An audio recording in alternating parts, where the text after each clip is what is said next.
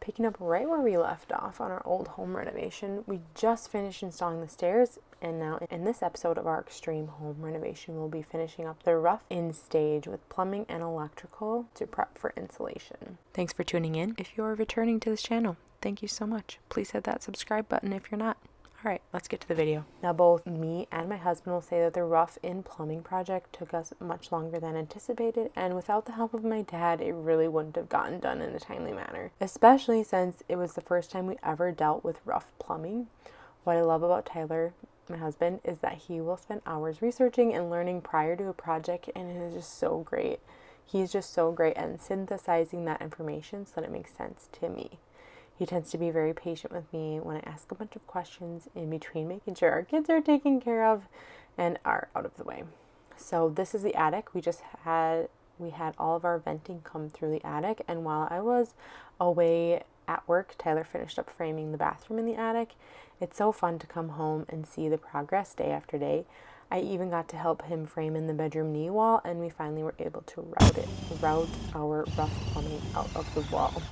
We didn't want to have a roof penetration because our roof is so dang high off of the ground. I will say one of our biggest lessons we learned with rough-in plumbing is limiting the amount of turns your waste needs to go through in order to drain properly. While we learned so much from this project, I still feel like we have so much more to learn when it comes to rough-in plumbing. So if you are doing a rough-in plumbing project, we would highly recommend you get the code book and research what is legal and what is up to code. Not saying that we did anything illegal, but it would just help you out so much more than if you just kind of wing it. So that's a wrap of rough-in plumbing, and we'll move on to the electrical side of things in floor 2. We decided to use 4-inch can lights for most of our lighting here. The reasons we chose to use can lights is, one, they came in a box where there's like 6 to 8 of them in one box, so it's super affordable. And then also, this is going to be rental property for us, so it really doesn't matter the lighting that we put in here. Obviously, if I were to be doing a forever home, I would be a little bit more selective about the lighting that we put in here, but since I know that it's going to be a rental, I just kind of foregone the beautiful lighting that I just seem to love when it comes to the fixtures here, because 1, I don't want them to get damaged, and 2, can lighting, like I said, is super affordable.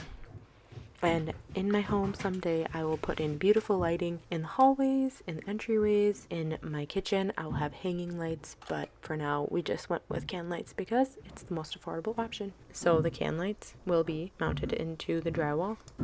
Tyler gave me the task of mounting the lights and figuring out where the general placement would be for all of the lights. So I also ran all of the home runs and then ran wire to the outlets and the lights in the kitchen, bathroom, and hallway.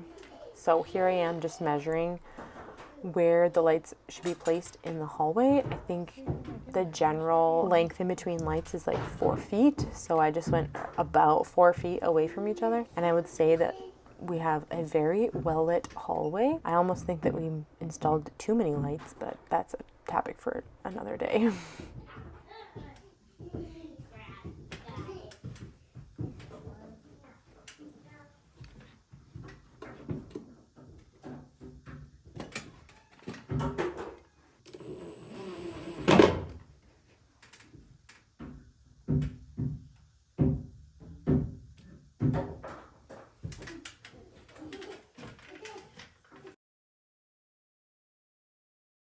So please enjoy the conversation I have with my 3-year-old as we are hanging up lights together. This is a true representation of what it is like doing projects with your kids around. I love that they're able to be up here now, because for so much of this they have not been able to be up here. So this has been so sweet. Yeah, you can help. Well, you can help me. You're gonna need my hammer.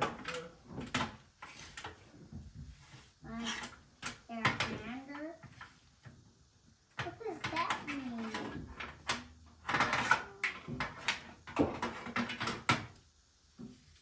You're gonna hand me stuff. Can I have the box first? You can hold my tape measure? Yeah.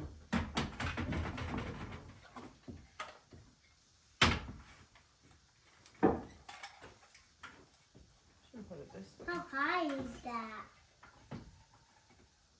40 feet. How high is this? Not that high.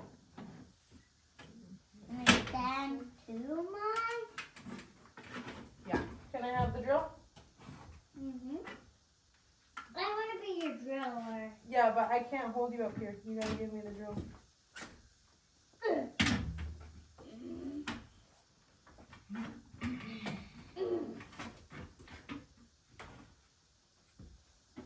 Thank you. Can I be the tape measure guy? Yep.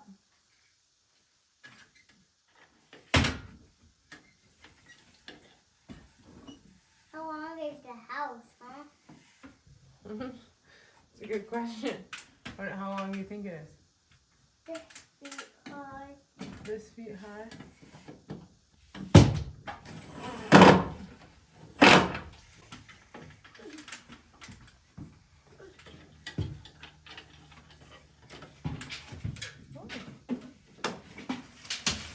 Okay. Cool. Alright, let's drop it down. Okay, I need it. Uh-oh. Uh-oh. Can you grab it? I need it. I'm your tape measure guy, but I tape measure. Okay. Yep.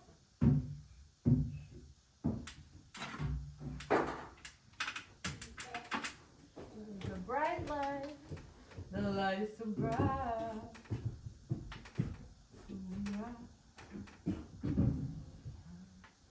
What is that? A light? My little stool. My little stool. Alright, you gotta switch spots with me. Here now. Oh. You gotta go this side. Go this side. There we go.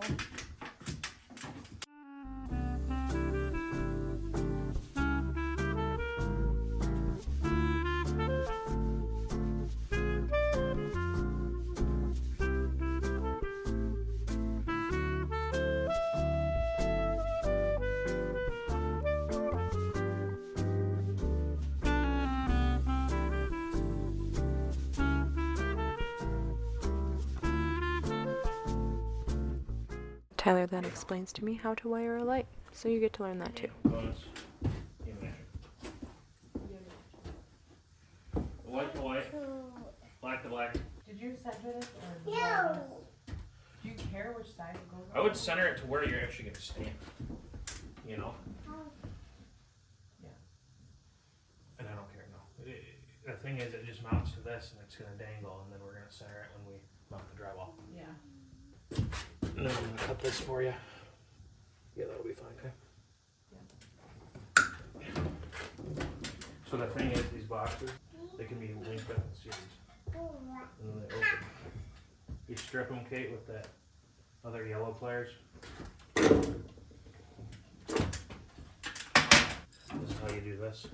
You want me to wire them as I'm putting them in? Might as well. Okay. You slice the row mix. Anyway, you strip them like that with the knife, which is right here. You strip them with these, and this is the 12, so you match it up with the 12, so the second notch. Every time there's a 12, the second notch, not about that much, and you just Do it You- for you- all of them? Or yeah. just those two? just those two, because that one's already stripped. Oh yeah. So then what the easiest way to do it is to grab it, click it, and then pull off of the other, like,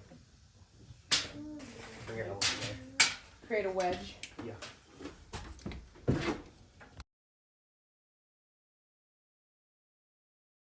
I thrive when I'm doing putsy projects that require a simple process, and that is exactly what electrical is. I find the most efficient way to do it and get it done in the quickest way possible. I don't know how I do it, but it is literally one of the most uncanny abilities I have on this earth. As for the outlets in the kitchen, I wish I could go back and move the outlets. Something that we didn't consider is the placement of the sink or the stove, or where the usable counter space would be. Like I said, this is exactly what it was like for wiring the lights. I was able to do the hallway, the bathroom, and the kitchen during this 5-hour window of our workday. My brother was on site, so he helped Tyler get the footings poured for what would be our new porch and our stoop. As I said over on Instagram, it does kind of bother me that the roof line no longer matches up, but you'll have to find the reel to learn more about the reasons why we moved the stoop. So if you are new here, I'm Caitlin. When I'm not renovating, I'm just trying to slow down and live a savory life with my kids and my husband. I truly try to live with intentionality in everything that I do, and we'll be sharing more of that here and in my newsletter. You can sign up using the link in the description. As always, I appreciate you following along as I share our home renovation and everything in between. I'll see you in the next video.